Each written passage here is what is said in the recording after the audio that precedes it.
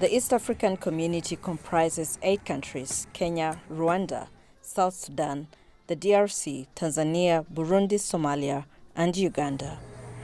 Richard Biekwaso is a Ugandan trader who imports rice every month from Tanzania. It's currently tariff-free, but before taxes were scrapped, breaking even was hard for him. 5 years ago, Biekwaso paid $7 in taxes for every 100 kilogram sack of rice. Taxes were a rip-off, yet the prices of rice in Tanzania are high. Money was scarce. Now there is some relief after taxes were slashed. Uganda is a net importer of rice because of a high domestic consumption. The East African country brings in nearly $125 million worth of rice annually, most of it coming from neighboring Tanzania.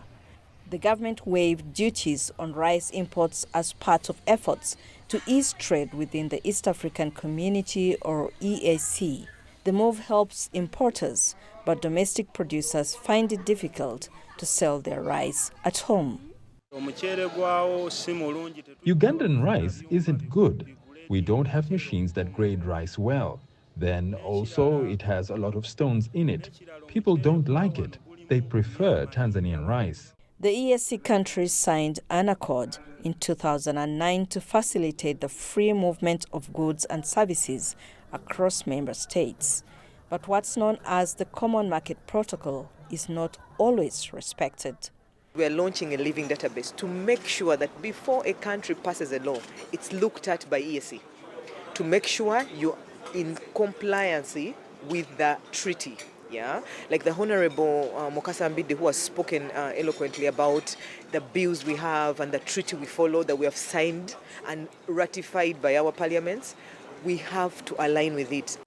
But while the East African Legislative Assembly is working to remove all the bottlenecks in trade by creating enabling laws, member states have been accused of imposing unofficial levies and restrictions to protect their domestic markets, risking economic performance.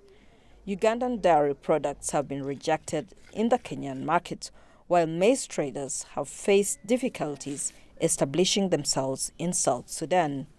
We are one market, which means we have to open and allow other countries, and that's the 8 of them. People in Uganda have to allow Rwanda, they have to allow Burundi, they have to allow Tanzania, South Sudan, the Republic of Somalia, and the Democratic Republic of Congo. These people have to access the market. Trade regulators in the East African Community's Legislative Assembly are now talking to governments to tighten regulations and support businesses across the region. Trade within the East African Community is steadily growing and is projected to climb even higher once restrictions are removed. Isabel Nakiria, CGTN, Kampala, Uganda.